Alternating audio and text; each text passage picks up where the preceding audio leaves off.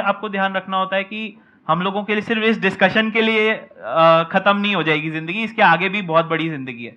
तो अगर साथ में रहेंगे तो बहुत कुछ अचीव कर पाएंगे। तो हम लोग हमेशा बोलते हैं कि 1 और 1 11 अगर हो सकता है तब तो 1+1 करने का फायदा है। अगर 1+1 2 भी हो रहा है तो फिर कोई उसका इतना फायदा नहीं होता।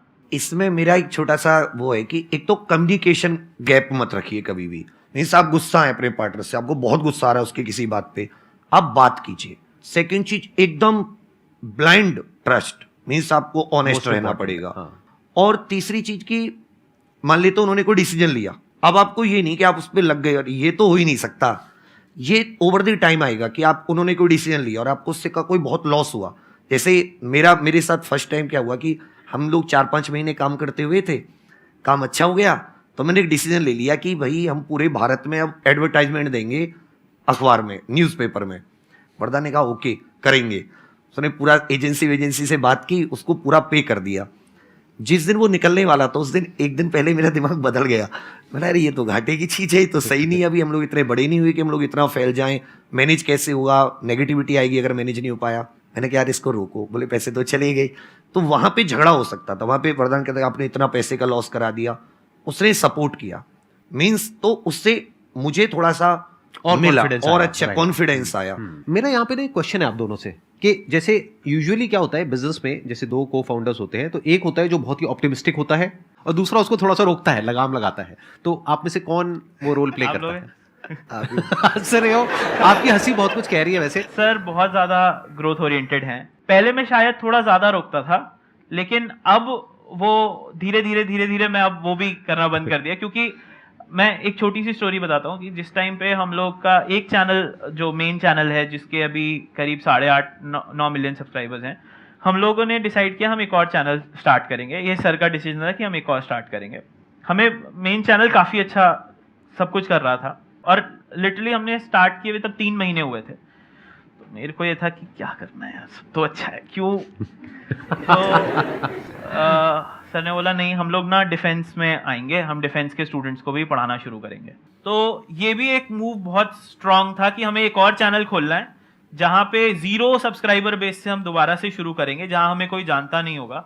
अब वो चैनल भी अब करीब 1.3 मिलियन का हो गया है। तो उस टाइम पे वो सोचना कि अब हम डिफेंस के स्टूडेंट्स को भी पढ़ाना शुरू करेंगे, और वही है रीजन कि आज हम लोग ऑलमोस्ट 26 चैनल्स में डाइवर्सिफाई कर चुके हैं। और टोटल आपके कितने सब्सक्राइबर्स हैं अगर सारे चैनल्स को मिला लिया जाए तो? करीब अभी 16 मिलियन सब्सक्राइबर्स हैं। 16 मिलियन सब्सक्राइबर्स हैं यूट्यूब पे। First of all very thank you sir कि यहाँ पे मुझे बहुत कुछ सीखने के लिए मिला है। और मेरा क्वेश्चन सर से ये है कि सर जब आप अपनी इनिशियल स्टेजेस पे थे जस्ट टीचिंग के, तो जैसे कि आप खुद भी पढ़ रहे थे और किसी एग्ज़ाम की प्रिपरेशन भी कर रहे थे, तो बहुत सारे ऐसे बच्चे, जैसे मैं भी हूँ, मैं पढ़ाती भी हूँ और मैं कुछ कॉम्पिटिटिव एग्ज़ाम की प्रिपरेशन भी कर रही हूँ।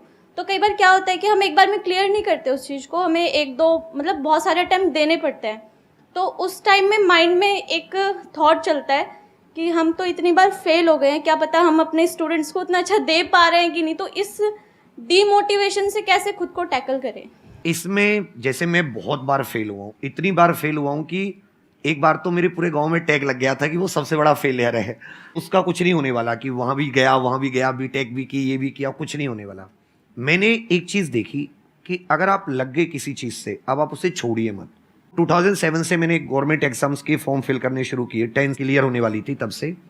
जब मैं 25 ईयर्स का हो गया तब जाके, मतलब मेरी बीटेक हो गई, बीटेक होने को भी 3 साल हो गए, तब जाके मुझे मिली, लेकिन रैंक मिली। तो मैंने कभी जो अपना फेलियर था उसका सर स्टूडेंट पे नहीं आने दिया।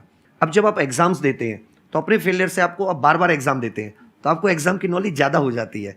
अब जो आपने उससे सीखा वो आप स्टूडेंट को स्ट्रॉन्ग कीजिए, और अगर आपने अपने पे काम किया तो आप खुद भी धीरे धीरे फिर स्ट्रॉन्ग हो ही जाएंगे। ये जो पॉइंट है ना यहाँ पे जो समझने वाला है वो ये है कि आप जब बच्चों को पढ़ा रहे हैं तो उनको तो नहीं पढ़ा रहे जो कि सेम एग्जामिनेशन की तैयारी कर रहे हैं जिसकी आप कर रहे हैं। आप अगर खुद एक एग्जामिनेशन की तैयारी कर रहे हैं तो हो सकता है ऐसे बच्चों को पढ़ा रहे हैं जो आपसे 3 साल 4 साल 5 साल पीछे हैं। मान लो अभी आप अपनी ग्रेजुएशन पूरी कर चुके हैं और आप बच्चों को पढ़ा रहे हैं जो 11th में है, 12th में है, राइट? ऐसे ही कुछ कर रहे होंगे? Like I am preparing for like medical entrance exam, और मैं जो बच्चों को पढ़ा रही हूँ 9, 10, 11, 12 की कैटेगरी में रहते हैं। That's what I am saying. देखना, ध्यान से समझना, 9, 10th में तो आपने सक्सेस को अचीव किया है ना, तो जहां आपने सक्सेस को अचीव किया है वहीं तो उनको सक्सेस को अचीव करवाने की कोशिश कर रहे हो।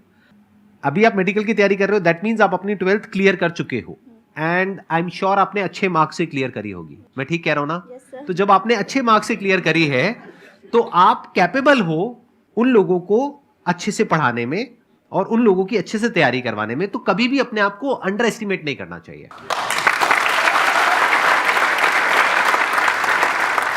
अच्छा, मैं थोड़ा सा जानना चाहूंगा आपके लाइफस्टाइल के बारे में कि आज आप लोगों का लाइफस्टाइल कैसा है, क्योंकि इसमें मुझे बड़ा इंटरेस्ट आता है, क्योंकि यहां पर कुछ गेस्ट आते हैं जिनके पास पैसा कम होता है लेकिन लाइफस्टाइल बड़ा भयानक होता है उनका, और कुछ ऐसे गेस्ट आते हैं जिनके पास पैसा बहुत होता है लेकिन लाइफस्टाइल बहुत ही नॉर्मल होता है। तो आप किस कैटेगरी में हैं?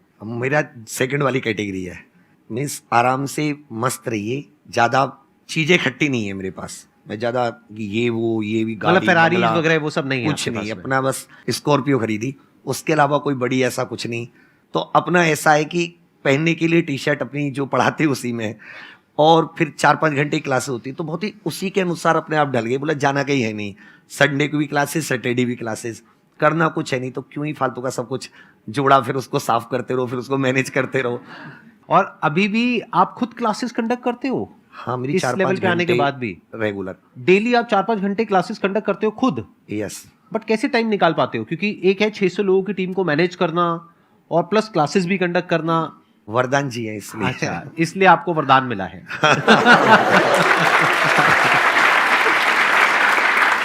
आप अपने लाइफस्टाइल के बारे में कुछ बताना चाहोगे कि मतलब आपका क्या लाइफस्टाइल है? आप किस चीज में बैठ के आ रहे हो इससे बहुत ज्यादा फर्क पड़ता नहीं है, लेकिन आप क्या सोचते हो इससे बहुत ज्यादा फर्क पड़ता है। पढ़ते पढ़ते थक गया हूँ सर, अब क्या करूँ? एक मिनट। सर लेना चाह रहे हैं इस क्वेश्चन को। ये पढ़ाते पढ़ाते नहीं थके, 12 घंटे के मैराथन सेशंस करते हैं और आप पढ़ पढ़ के थक गए, ये क्या बदतमीजी है? हाँ, फिर भी आप बताइए। अब आप पढ़ाना शुरू कीजिए। अब आपके पास ओवरलोड हो गया, अब आप उसको दीजिए किसी को, तब आपको हो सकता है अपने पढ़ाने में कुछ नया निकले। आप उसको पढ़ाओगे तो कुछ नया समझोगे, नया सिखाओगे, फिर आपका जो सोचने का स्तर है वो और बढ़ेगा। मतलब आप क्या करिए, आप अपना रिज्यूम लाए हो अभी? No sir. यही तो गलती करी आपने। आपके सामने कौन बैठे आपको खुद नहीं पता है। 600 लोग काम करते हैं इनकी कंपनी में, अपना रिज्यूम ला करके देना चाहिए था कि सर मैं पढ़ते पढ़ते थक गया हूँ, अब मुझे पढ़ाना है। तो पढ़ाना है तो एग्जामपुर में जाओ, जा करके पढ़ाओ, सीधी सी बात। Thank you. ठीक है, जवाब मिल गया आपको? Yes sir. तो क्या आप पढ़ाओगे? Yes sir. पक्का? पक्का सर। देख लो। देख लिया सर। कहाँ? यूट्यूब पे? यस। सर मैं ये पूछना चाहता हूँ, जैसे MS धोनी है वो अपनी फील्ड से अलग हो गए, लेकिन उनकी जगह कोई नहीं ले सकता। ऐसे संदीप महेश्वरी सर है, वो अपनी फील्ड से अलग हो जाएंगे, उनकी कोई जगह नहीं ले सकता। ये किंग मेकर वाली थिंकिंग ये कैसे डेवलप की जाती है कि कैसे बनाए कि हाँ अगर मैं इस फील्ड में हूँ, मैं छोड़ के जाऊंगा तो हमेशा ये फील्ड खाली रहेगी मेरे बिना। ये तो आपका डेडिकेशन ही तय करेगा कि आप उसमें कितने लंबे रुकने वाले, क्योंकि आप छाप तभी छोड़ सकते हैं जब आप उसमें लंबे रुकेंगे। और आप लंबे रुकेंगे और आप प्लान के साथ स्टार्ट करेंगे, और आपको होगा कि मुझे उस लक्ष्य है, इस प्लान करोगे तो आपके पास मंजिल भी होगी, कोई ना कोई गोल भी होगा, उसमें आप लंबे रुकेंगे, देन आप अपनी एक जगह स्थित बना लेंगे, फिर आप सोच पाएंगे कि अब कोई जगह नहीं ले सकता। बहुत बढ़िया बात है। तो आपका जो क्वेश्चन है उसका एक पॉइंट हमको मिला, लंबे रुकना है, यानी कि लाइफ में अप्स भी आएंगे और डाउन्स भी आएंगे।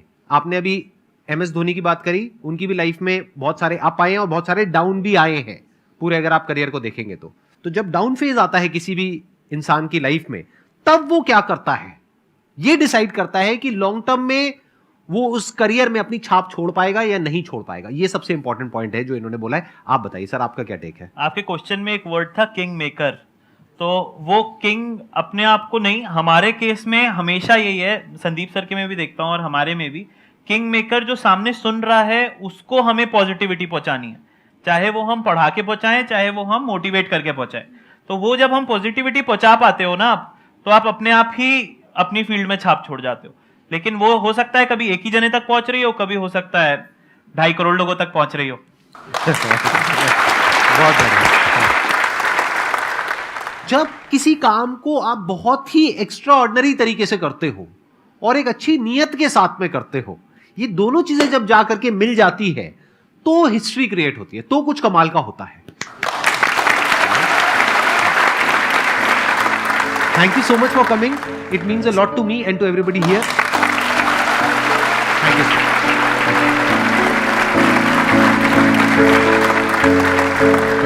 you.